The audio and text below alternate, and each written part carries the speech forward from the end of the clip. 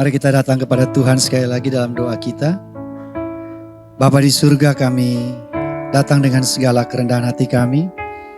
Kami datang dengan segala keberadaan kami karena kami tahu bahwa tidak mungkin kami bisa berpura-pura, tidak mungkin kami bisa menyembunyikan sesuatu di hadapan-Mu. Untuk itu pada saat ini, saat ibadah ini Tuhan, kami datang dengan seluruh keberadaan kami. Karena Engkau yang menyelidiki batin, Engkau yang menyelidiki hati manusia. Dan biarlah pada ibadah ini, selidiki hati kami lewat firman-Mu. Dan koreksi hati kami, bentuk hati kami, ubah hati kami.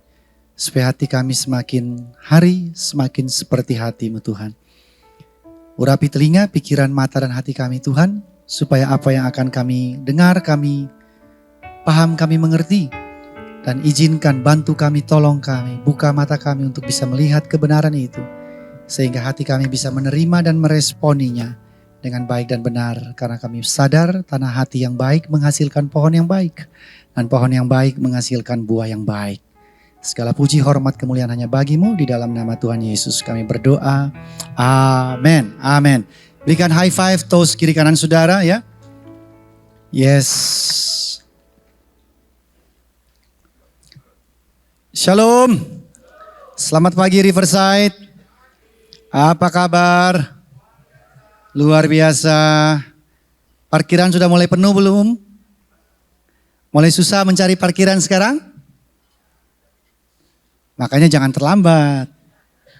Baik, kalau boleh tahu berapa banyak dari Bapak Ibu yang mungkin baru pertama kali Anda mengikuti ibadah atau ada di tempat ini, bisa saya lihat tangannya? Yang baru pertama kali hadir di dalam ibadah ini. Saya tahu ini perlu keberanian besar untuk angkat tangan.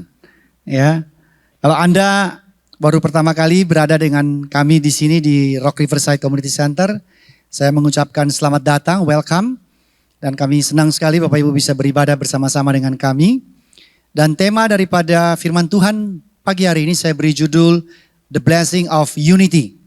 Ya, dalam bulan ini Januari kami berbicara tema besarnya adalah restoring relationship, memulihkan atau membangun kembali hubungan-hubungan yang rusak lewat kacamata Injil, ya. Dan judul minggu ini adalah The Blessing atau berkat dari kesatuan, unity.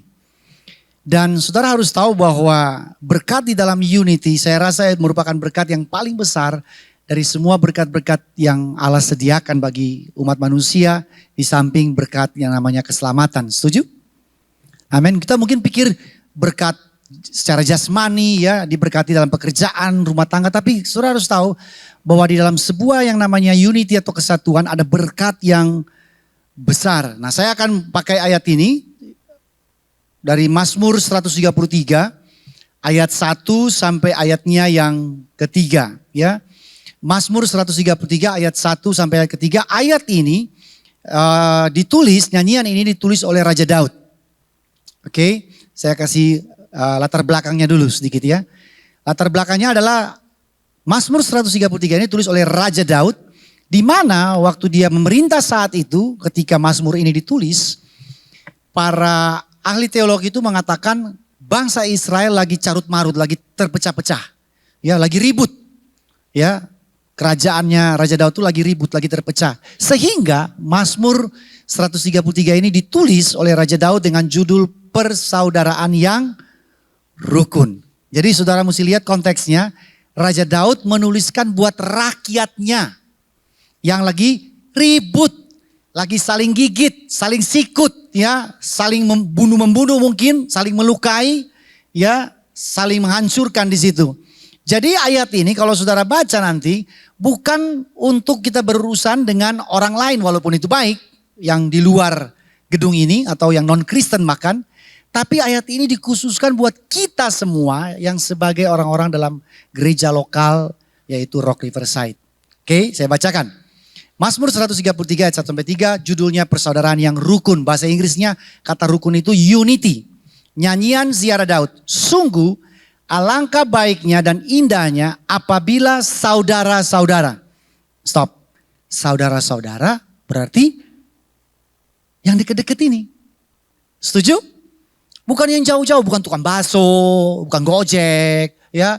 Bukan saudara punya tukang bangunan, ya. Bukan.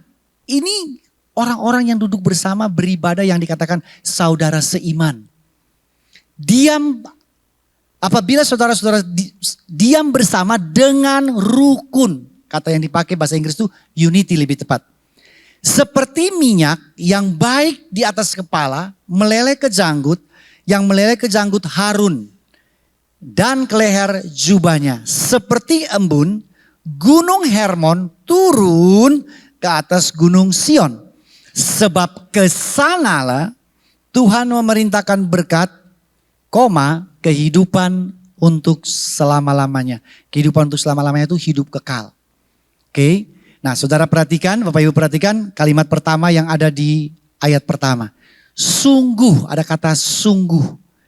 Kata sungguh, bahasa Inggrisnya behold, sungguh, perhatikan. Ya, amati. Itu berarti sebuah kata yang memberitahukan kita ini serius. Ini penting. Ini gak main-main. Ini gak bisa dianggap sambil lalu. Important and seriously important. Yaitu apa? Hidup di dalam sebuah kesatuan atau di dalam sebuah kerukunan. Sehingga saya ambil pertanyaan ini. Kalau ini benar-benar serius, penting, gak boleh main-main. Pertanyaannya, mengapa umat Tuhan harus hidup di dalam kerukunan? Kenapa saudara duduk semua dalam ruangan ini? Harus hidup satu dengan yang lain secara rukun, secara kesatuan.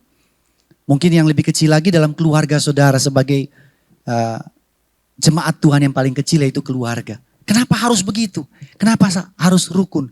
Nah, alasan yang paling esensi, paling mendasar, paling utama yang saya ambil dari kitab Kejadian pasal 1 ayat 26 sampai 27 ini alasan yang paling basic. Saudara nggak boleh lewatin ini, ya. Ini desain, ya, alasan dasar dan tujuan kenapa Mazmur 133 itu bilang bahwa kita harus sungguh hidup rukun. Yaitu dikatakan di sini penciptaan mengenai manusia yang dimulai dengan kata begini, baiklah kita, tadi kalau nggak salah yang dibaca oleh saudara Albert untuk katekismus, baiklah kita menjadikan apa? Manusia.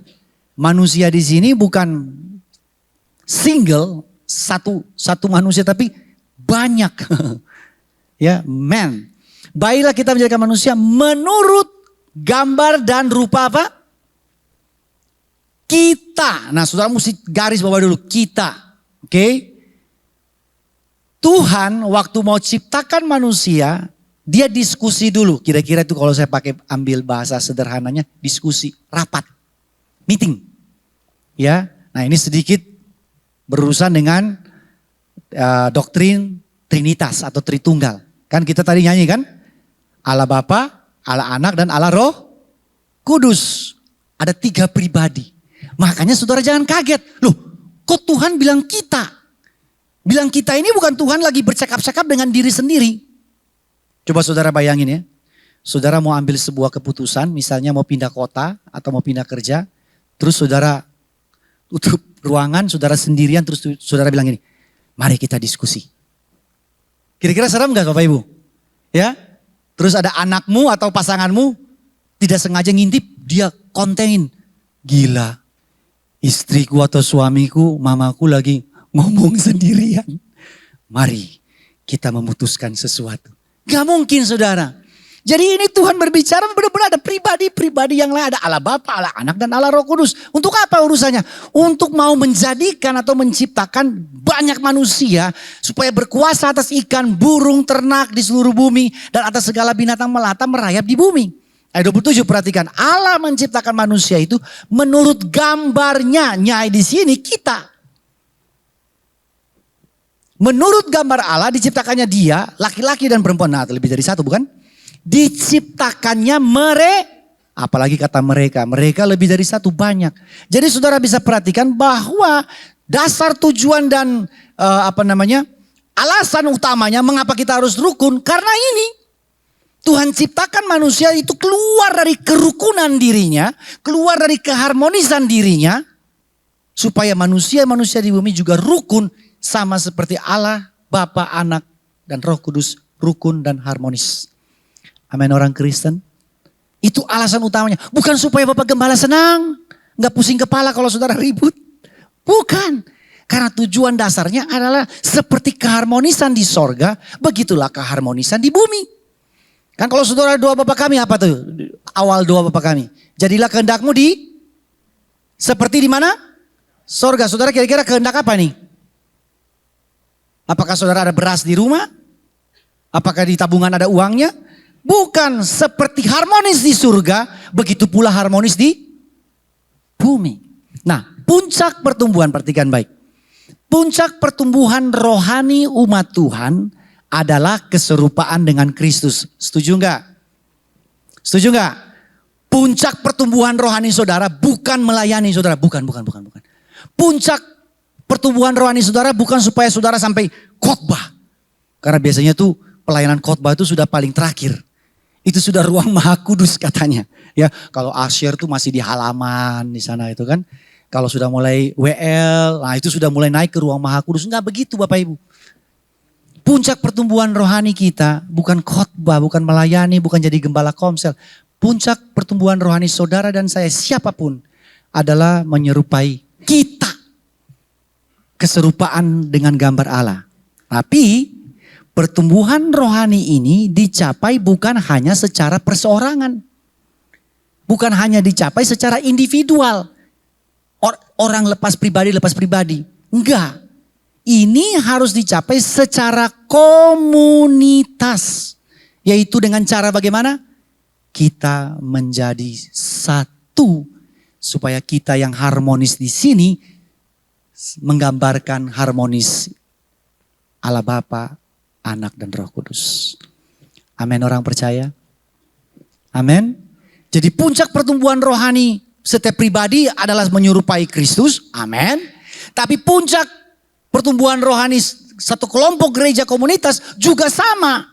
Harmonis seperti gambar Allah yang digambarkan di sini sebagai kata kita. Gambar Allah terlihat bukan hanya secara individual saja. Orang lepas orang, pribadi lepas pribadi. Tetapi juga nampak tercermin dari kesatuan unity tubuh Kristus. Oke, saya pause di sini sebentar. Bagi Bapak Ibu yang mungkin cuman, maaf ya, nggak nyindir atau nyinggung, tapi nabrak. Kalau Bapak Ibu cuman sebagai attendant, hadir pada hari Minggu 2 jam saudara-saudara pulang, ayat ini tidak terlalu mengena. Kenapa?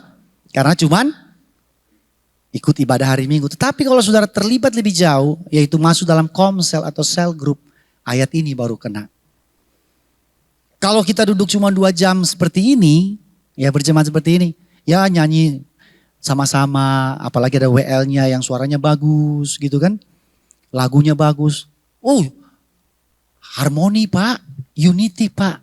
Tapi di dalam lebih jauh, dalam hidup bersama di luar hari Minggu, yang kita sebut dengan komsel, cell group, ayat ini lebih kena. Karena disitulah kesatuan saudara diuji dalam hidup bersama. Amin. Tahukah saudara, ini saya ulang-ulang ya. Hari Minggu itu paling gampang untuk kita hidup bersama dan unity. Benar saudara. Saya udah berapa kali kasih tahu.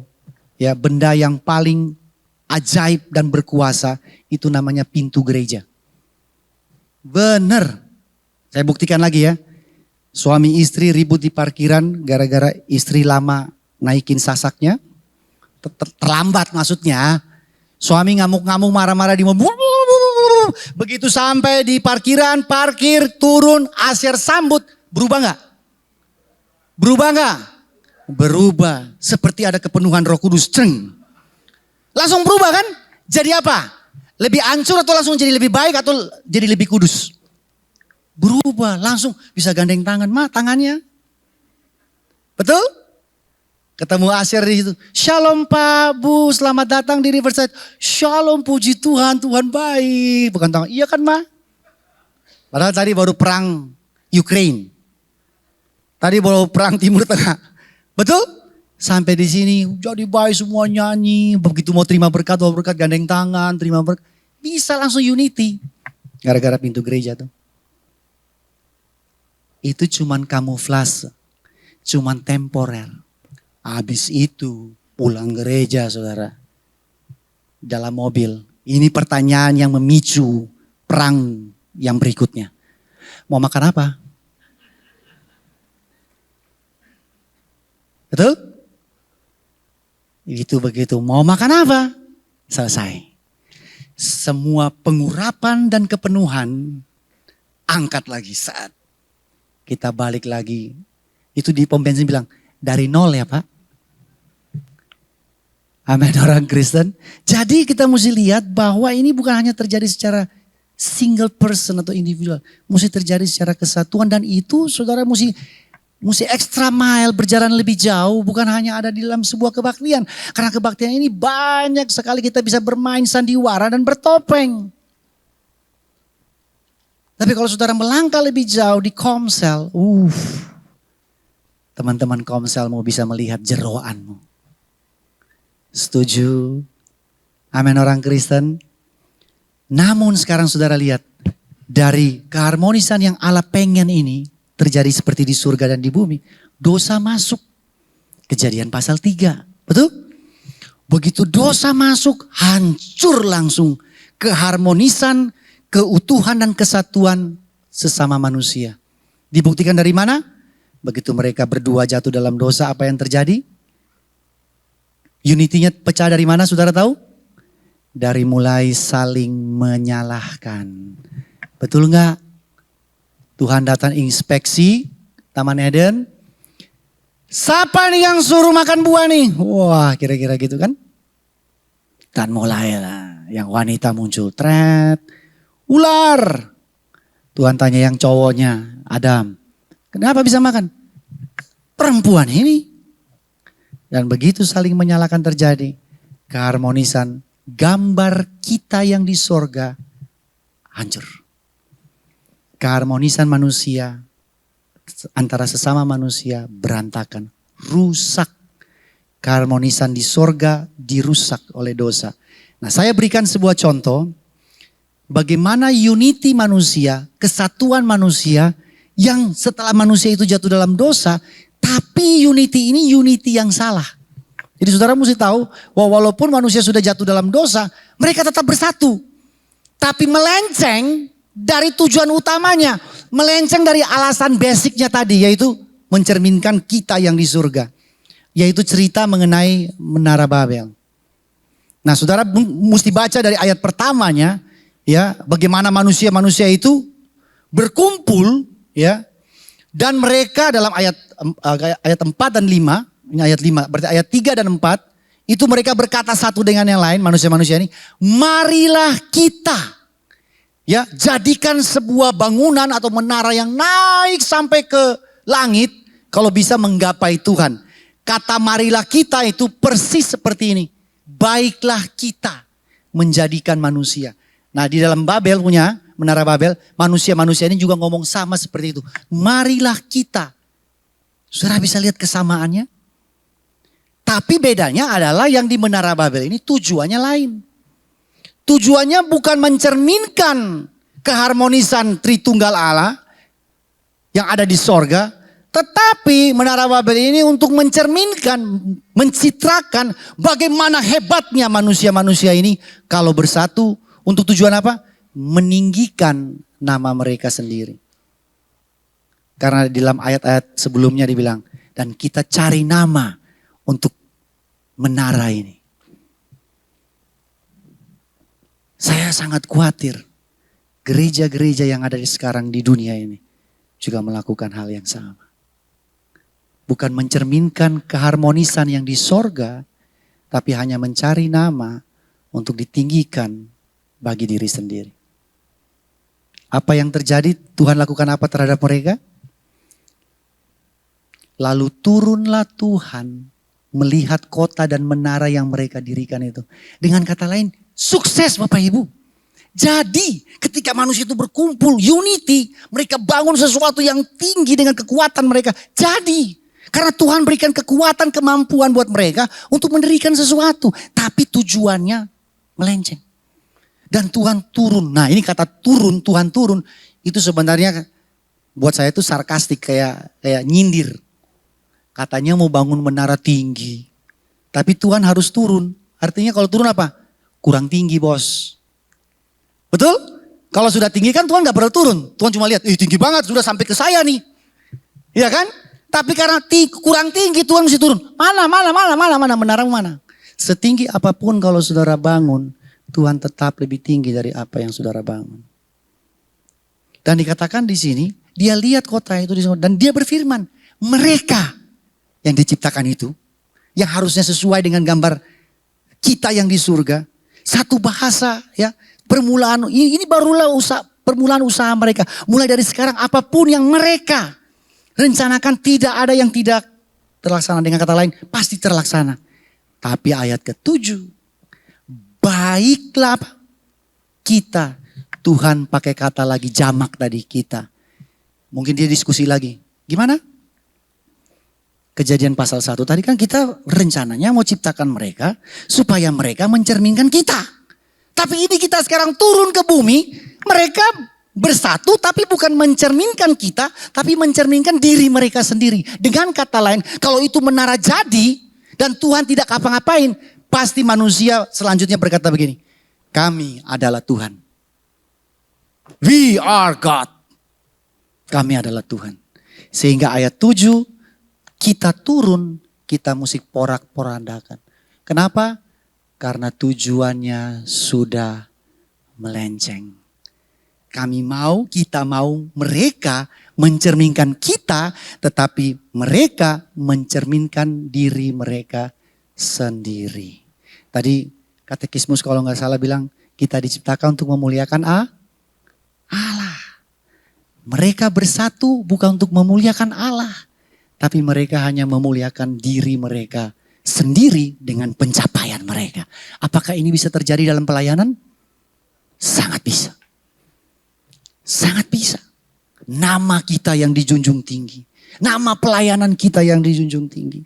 Sehingga kita turun kacau balaukan di sana bahasa mereka. Sehingga mereka tidak mengerti lagi bahasa masing-masing. Yang kata lain, Tuhan hancurkan dulu unity-nya. Dan Tuhan tebus kembali nanti lewat penebusan Kristus. Supaya tujuan kita unity kembali benar. Nah mari saya ajak saudara balik lagi ke Mazmur 133. Saya mau bedah ayat ini sekarang. Ya, saudara perhatikan dari ayat pertama. Yang sebelah sana. Ayat pertama, sungguh alangkah apa? Baik dan apa? Indah. Ya, baik dan indah. Bahasa Inggrisnya sebenarnya bukan good and beautiful, tapi good and pleasant. Pleasant ini akar katanya please. Please sit down, please come in, please. Please dong nah itu please tuh. Menyenangkan, ya. Jadi baik, good, dan indah itu lebih tepatnya pleasant, menyenangkan, satisfying. Ada terjemahan yang bilang sedap, kayak makan. Sedap, pleasant, menyenangkan, enak, nyaman, menyenangkan. Jadi ayat ini dimulai dengan sungguh kalau kita duduk rukun dalam sebuah kesatuan, itu good and pleasant, baik dan menyenangkan. Buat siapa? Bukan hanya buat kita yang rukun, tapi baik dan menyenangkan bagi Allah. Bagi Tuhan. Dengan kata lain tujuannya dia tercapai kalau kerukunan ini dipakai untuk memuliakan Dia. Baca Kejadian 1 ayat 3-24 dan Kejadian 1 ayat 31. Bagaimana waktu setelah Tuhan menciptakan dunia selalu diakhiri dengan kata Allah melihat segala itu baik. Betul? Dan ayat 31, Kejadian 1 ayat 31, setelah dia buat manusia sudah komplit semua, dia ulang lagi dan tambahkan kata sungguh amat baik. Apakah Tuhan narsis? Setelah dia create karyanya, terus dia bilang, kayak saudara tuh kalau, biasa kan ibu-ibu suka ngonten kalau habis masak begitu kan. tumis buncis gitu di konten ya kan. Begitu tumisnya jadi, ya warnanya fresh gitu kan, jadi saudara konten. Supaya apa? Nih, gue jago nih bikin buncis. Tuhan gak seperti itu. Kata sungguh amat baik bukan Tuhan muji dirinya. Tuhan mau kasih tahu buat ciptaannya. Ini keharmonisan yang baik. Ini keharmonisan yang mencerminkan apa yang terjadi di sorga. Yang sungguh amat baik. Dan Mazmur 133 mengulangnya kembali.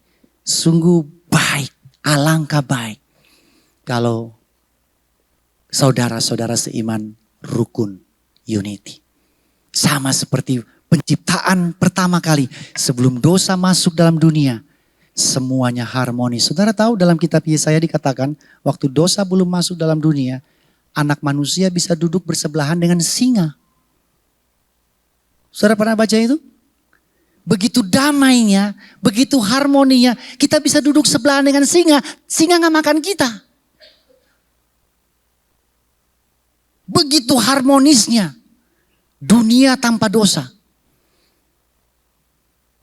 Nah mungkin sekarang dalam dunia yang sudah carut marut dengan dosa ini. Lebih baik duduk sama singa daripada duduk dengan manusia lain. Betul? Lebih baik duduk dengan herder.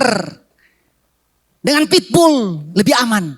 Daripada duduk dengan saudara seiman yang lain. Kenapa? Uang saya dibawa lari Pak. Nipu saya Pak. Dan segala macam. Saudara paham maksud saya? Nah saudara lihat betapa jatuh dan rusaknya manusia karena dosa. Sehingga mereka sudah tidak bisa menjadi baik dan pleasant. Sehingga perintah ini diberikan kembali lewat Raja Daud. Untuk kita aplikasikan hari ini. Hai umat Tuhan, rukunlah. Karena kenapa? Itu baik dan menyenangkan bagi Allah. Kehendak dan rencana Allah dinyatakan buat dunia lewat keharmonisan ciptaannya. Supaya kemudian nanti keharmonisan dan kesatuan tubuh Kristus itu juga mencitrakan, mencerminkan keharmonisan Allah Bapa, Anak, dan Roh Kudus. Nah, seringkali kita itu suka keliru antara unity, rukun itu, unity bahasa Inggrisnya, dengan uniformity, uniform. Nah, kita suka apa tuh? Bias, suka campur-campur tuh antara kita unity dong dengan uniform. Unity bahasa Indonesianya kesatuan, uniform itu lebih tepat bahasanya keseragaman, seragam. Oke. Nah, manusia itu lebih suka dan lebih gampang kita buat seragam daripada kita buat kesatuan. Contoh ya, kalau ada acara Natal, Paskah, ulang tahun gereja, di grup WhatsApp yang rame dibicarakan duluan apa? Seragamnya apa? Betul? Kita pakai baju apa seragam? Bawahannya apa bawahannya? Atasannya apa atasannya? Teman saya seorang gembala pernah cerita. Natal kemarin. Timnya dia rame bahas seragam. Sampai ada yang left group gara-gara ribut mengenai seragam. Left group dipanggil dan dikonseling gara-gara uniformity. Perhatikan Bapak Ibu, seragam boleh sama, dendam bisa jalan terus. Seragam boleh sama, atasan putih, bawahan hitam, hati tetap hitam. Ada amin orang Kristen? Bisa tetap marah terus. Dan kita mau mulai dari seragam uniformity, padahal itu dua hal yang berbeda. Seragam kelihatan, unity di dalam hati, tapi bisa tercermin lewat perilaku dan perbuatan. Jadi jangan mulai dengan sesuatu yang keliru. Mulailah dari unity. Dan kemudian saya bedah kemudian ayat yang kedua. Dikatakan di sini unity itu seperti apa? Minyak. Ya, minyak urapan yang ada di mana?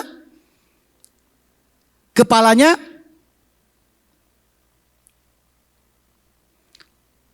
Harun, betul ya? Minyak urapan yang ada di kepala Harun. Harun ini kan imam. Ya, jadi minyak urapan seperti minyak urapan yang ada di kepalanya Harun yang meleleh turun ke janggut dan jubahnya. Nah, kenapa unity itu dikatakan seperti minyak? Dan minyak itu disebut minyak urapan. Saudara kalau baca Alkitab yang ada korelasinya dengan Perjanjian Lama, Perjanjian Baru, saudara tinggal klik kata unity itu akan muncul ayat ini, Keluaran 30. Dia katakan bahwa minyak urapan yang disebutkan di dalam Mazmur 133 itu merujuk ke Keluaran 30 ayat 22 dan 25. Bagaimana Musa waktu keluar dari bangsa Mesir, waktu mereka mulai mau beribadah kepada Tuhan, Tuhan kasih peraturan untuk bagaimana cara buat minyak urapan yang secara fisik. Ya. Dan itu dengan memakai banyak ingredients, materinya banyak. Ada mur, ada kayu manis, betul? Ada apa lagi? Ada tebu, ada kayu teja, ya, ada minyak zaitun, itu dikumpulin berapa? 5-6 macam itu dikumpulin dan dikatakan dicampur. Blend, ya, dicampur, di blend. Dikumpulin, dicampur, di blend jadi satu. Nah, kata dalam bahasa Inggris dipakai kata campuran atau dicampur itu compound. Nah, compound itu punya arti kata put together. Ditaruh bersama-sama, dikumpulin bersama-sama. Together, togetherness. Oke. Bahasa aslinya kata dicampur itu senyawa. Seperti H2O. Senyawa H2O. Ada 2 unsur digabungkan jadi satu, jadi senyawa. Jadi minyak urapan ini sebenarnya senyawa dari berbagai macam material, rempah-rempah supaya jadi satu, unity, disebut minyak urapan. Dipakai buat apa? Ngurapi Imam Harun untuk melayani. Bapak Ibu yang mau melayani, yang dipentingkan bukan hanya skill, tapi disatukan. Di blend, put together, dihancurin jadi satu yang disebut minyak urapan. Skill boleh bagus, kita perlu, memang betul. Pimpin pujian, WL-nya mesti suara bagus, kalau suaranya cempreng kan hancur. Iya kan? Saudara bisa bayangin kalau WL-nya suaranya pas-pasan atau nggak punya skill menyanyi. Kita bertobat semuanya, saudara.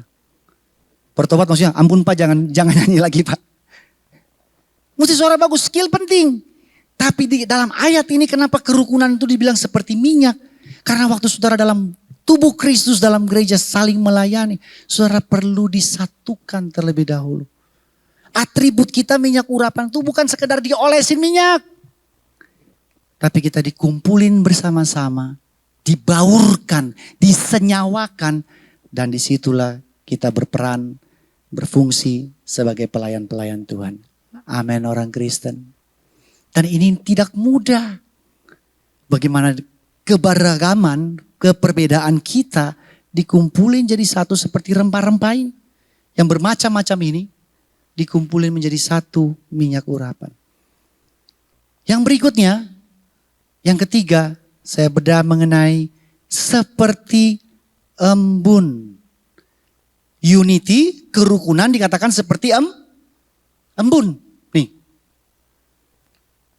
Saya gali, kenapa ya? Kerukunan itu dibilang seperti embun, kenapa enggak yang lain seperti apa misalnya bambu yang kokoh, tidak bisa dirobohkan, atau pohon semara, pohon tarbantin gitu kan, pohon zaitun yang kuat gitu. Kenapa seperti embun? Dari Hermon ke mana? Sion. Saya googling, Hermon ke Sion itu jaraknya berapa? Mr. Google bilang, kalau naik mobil driving distance-nya 407 kilometer. 407 kilometer itu Bapak Ibu dari sini kemana?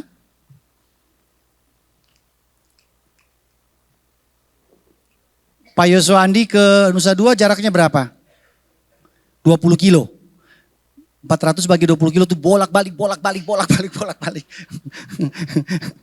Ya, berapa kali itu baru bisa sampai 400. Ini udah keluar Bali. Benar ya? Bisa sampai ke Surabaya sana terus, sampai mungkin Jawa Tengah. Jauh saudara. Jarak yang jauh 407 kilo ini, dia katakan embun itu nyampe ke Gunung Sion. Nah saya kasih tahu, embun itu sesuatu yang gak bisa pergi jauh-jauh. Kenapa? Karena embun itu gampang sekali menguap. Betul gak? Coba saudara bangun jam 9 atau jam 8 pagi. Embun masih ada gak? Gak ada.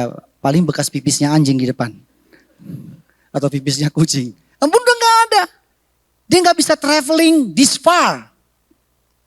Tapi Alkitab bilang itu bisa sampai ke Gunung Sion. Nah kata yang dipakai Tuhan pelihara, persevere. Tuhan menjaga pelihara embun itu yang seperti yang dikatakan berkat itu. Dia jaga moistnya, ya, kelembabannya supaya tidak menguap.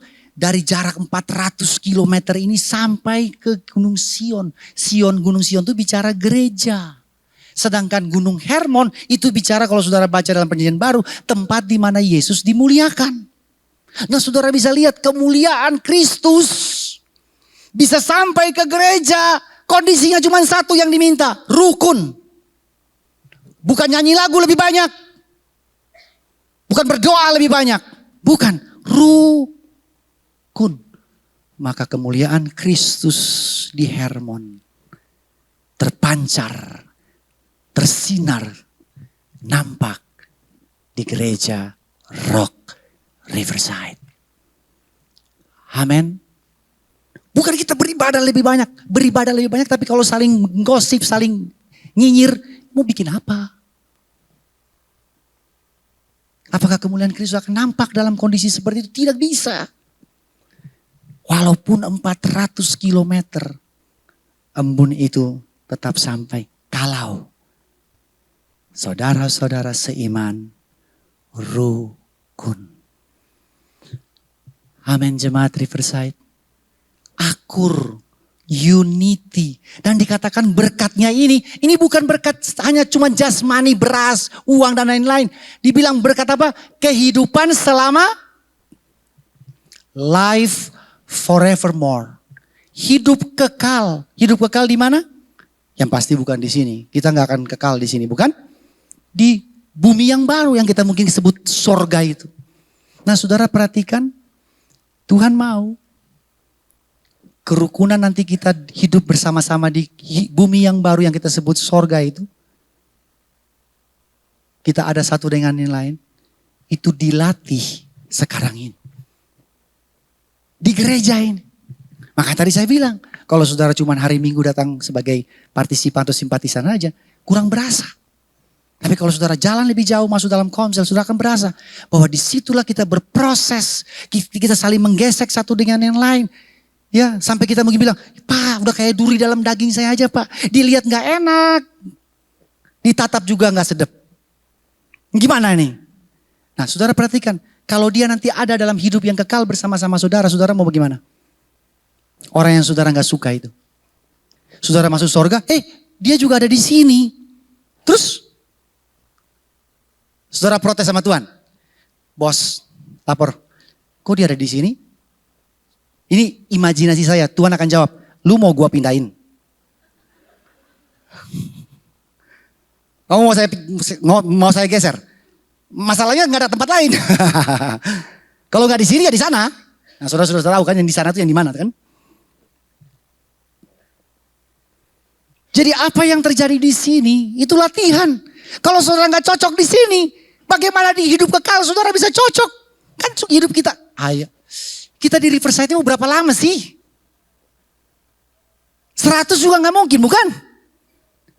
Mungkin ada yang 5 tahun, ada yang 10 tahun, ada yang 15 tahun. Nggak mungkin lama.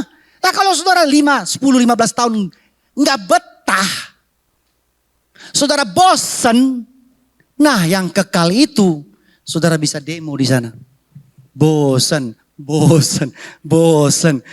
ya. Itu bilang oke, mau tempat lain. Saudara paham maksud saya? Jadi di sinilah tempat kita yang Raja Daud bilang, kita mesti rukun di sini, latihan rukun. Latihan kita mengenal dan mengerti, memahami berkat kehidupan selama-lamanya lewat unity tersebut. Nah sekarang pertanyaan berikutnya untuk menutup khotbah ini. Apa yang kita harus upayakan supaya kita hidup rukun? Saya percaya ada pendeta bilang, ada urapan kesatuan, urapan kerukunan. Terima, boleh. Tapi kerukunan tidak cuma sekedar didoakan. Berdoa saja, Tuhan satukan hati kami Tuhan. Habis berdoa ribut satu dengan yang lain. Betul? Betul? Habis berdoa iri satu dengan yang lain, betul? Habis berdoa bisa gosip bilang, dia kalau doa lama banget. Betul? Tapi memang betul orang Kristen kan suka. Kalau bisa yang instan-instan saja. Yang tidak perlu capek-capek Pak. Ya doa saja kelar. Tim simsalabim. Jadi rukun. Enggak. Alkitab mengatakan banyak ayat. Ada hal-hal yang kita perlu upayakan. Kita perlu usahakan untuk menjadi rukun atau unity. Yang pertama saling menerima. Kita baca yuk Roma 15 ayat 7. 1, 2, 3. Sebab itu terimalah satu akan yang lain. Sama seperti Kristus juga telah menerima kita. Untuk kemuliaan Allah. Saudara lihat ada perintah. Terimalah satu yang lain. Ada perintahnya. Saling terimalah kalian. Perintah, komen. Ya imperatif. Kemudian ada caranya. Ada standarnya, ada patokannya. Standarnya apa? Sama seperti Kristus menerima kita. Dan kemudian ketiga ada tujuannya kenapa dia suruh kita saling menerima. Yaitu untuk kemuliaan Allah. Ini makanya beda dengan Menara Babel. Menara Babel unity bukan untuk kemuliaan Allah. Unity untuk kemuliaan diri manusia itu sendiri. Yang pertama yang kita upayakan untuk kita rukun adalah saling menerima. Kenapa ini penting? Karena kita datang dari latar belakang yang berbeda-beda. Amin Bapak Ibu. Saya orang Ambon, mungkin ketemu saudara yang orang Solo, kalau ngobrol sama saya, saudara pasti kaget. Kok Pak Henry marah-marah? Enggak, dari sononya begitu. Bapak marah-marah? Enggak, saya enggak marah-marah. Saudara paham maksudnya? Saudara pikir, oh ya marah Pak, marah. Enggak, memang. Saudara bisa lihat begitu banyak keberagaman. Jadi ya sekali lagi saya katakan, bukan dimulai dari seragam. Seragam boleh sama. Tapi hati saling membenci, berbeda satu dengan yang lain. Jadi dimulai dengan menerima.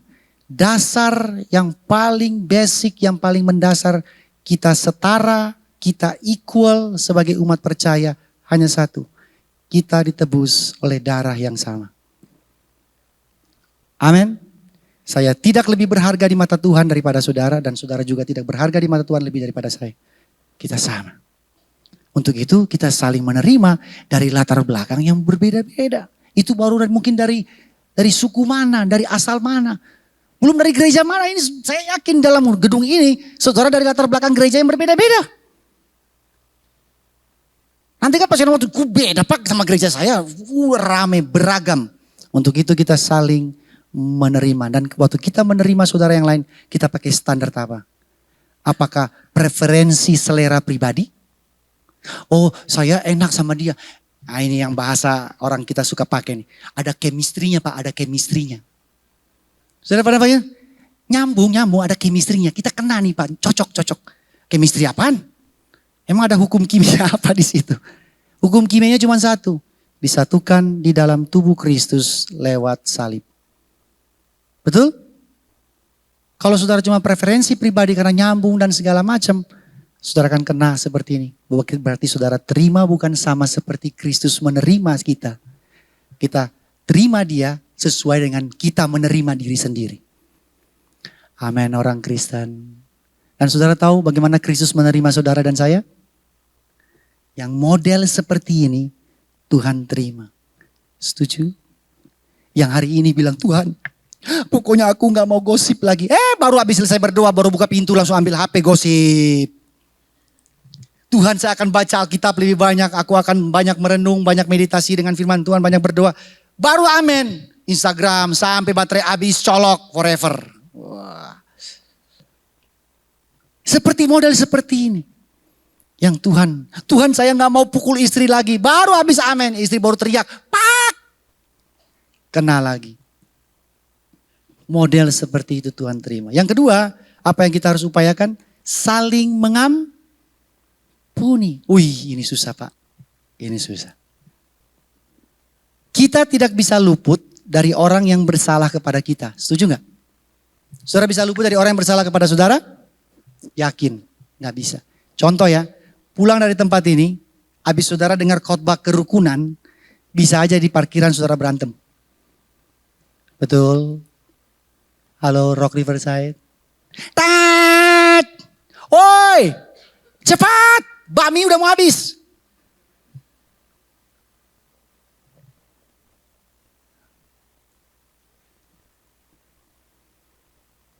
Kolose 3:13, sabarlah kamu terhadap yang lain. Ampunilah seorang akan yang lain. Apabila yang seorang menaruh dendam terhadap yang lain. Koma, standarnya muncul. Sama seperti Tuhan telah mengampuni kamu. Perbuatlah demikian. Jadi kalau saudara mau berdebat, berbantah-bantah. Sudah Pak, cukup Pak. Sakitnya hati Pak.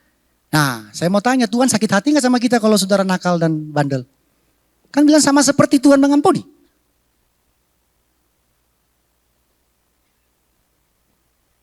Kita tidak bisa luput dari orang bersalah kepada kita, tetapi kita bisa selalu luput dari penjara akibat ketidakpengampunan kita. Dengan kata lain, saudara tidak perlu masuk penjara dendam, penjara sakit hati. Caranya saudara mengampuni. Seringkali kita gagal dalam mengampuni karena kita berpikir enak di dia. Betul. Apalagi yang suka pinjam dulu 100. Habis itu lupa lagi 100. Ya kan? Enak di dia Pak, ngampuni, enak di dia. Pengampunan bukan enak di dia. Pengampunan untuk enak di saya. Karena kalau saudara gak mengampuni, bukan dia yang gak enak. Saudara yang gak enak. Tidur tak nyenyak, makan tak nikmat. Betul? Terus doanya tuh doa yang rohani kayak apa ya? Kayak rohani tapi gini. Tuhan kalau bisa giling dia halus-halus Tuhan. Bara api ini pindah ke dia Tuhan. Seperti itu. Dan saudara tahu di hati saudara pasti ada ganjalan. Saudara tahu di hati saudara pasti kesal. Saudara tahu di hati saudara pasti ada kayak batu besar yang kalau bisa batu ini keluarin saya lempar kepada dia.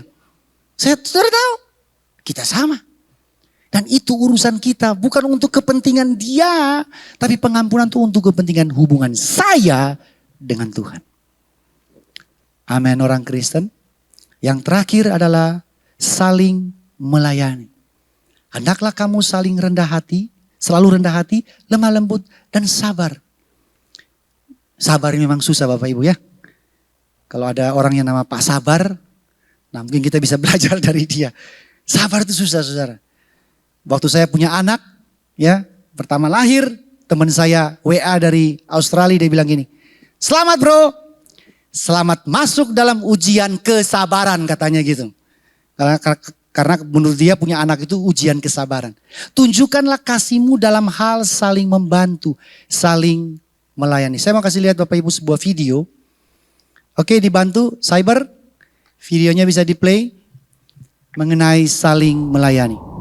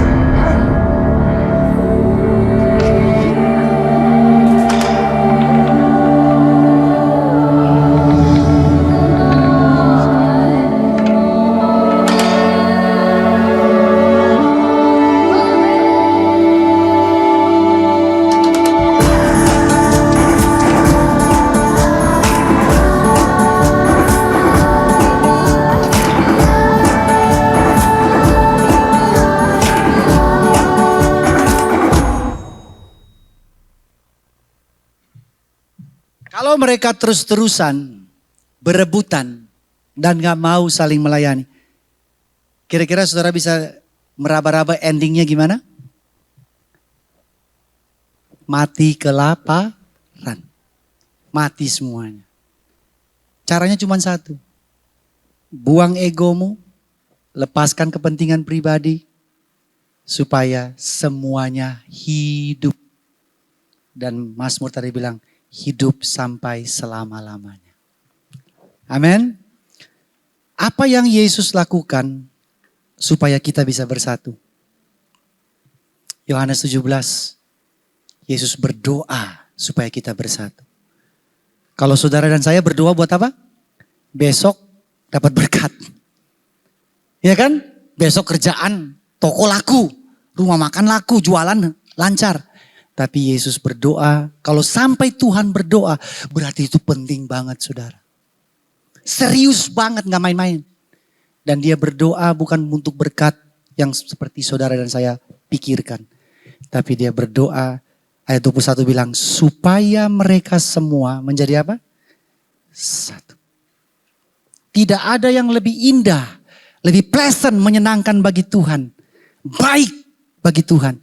Kalau kita semua menjadi satu. Tuhan berdoa. Dia bersyafaat. Ini Yohanes 17 satu pasal itu Tuhan berdoa. Yesus bersyafaat. Dan isinya tuh bukan supaya berkat ini dicurahkan. Enggak. Supaya kita gereja Tuhan menjadi satu. Dan Tuhan bukan hanya berdoa saja. Yesus bukan hanya berdoa saja. Tapi dia juga membuktikan dia melakukan action. Supaya doanya itu terkabul, dinyatakan terlaksana lewat dia mati di kayu salib. Sehingga gerejanya bisa bersatu. Umat Tuhan, Rock Riverside bisa duduk rukun dalam unity. Salib adalah tanda dan bukti Tuhan menerima, mengampuni, dan melayani kita. Amin. Nah tadi saudara sudah baca apa yang harus kita upayakan. Kita upayakan menerima, kita upayakan mengampuni yang lain, dan kita upayakan melayani yang lain. Sama seperti Kristus telah lakukan buat kita semua. Terima kasih sudah mendengarkan khotbah saya. Tuhan memberkati kita semua.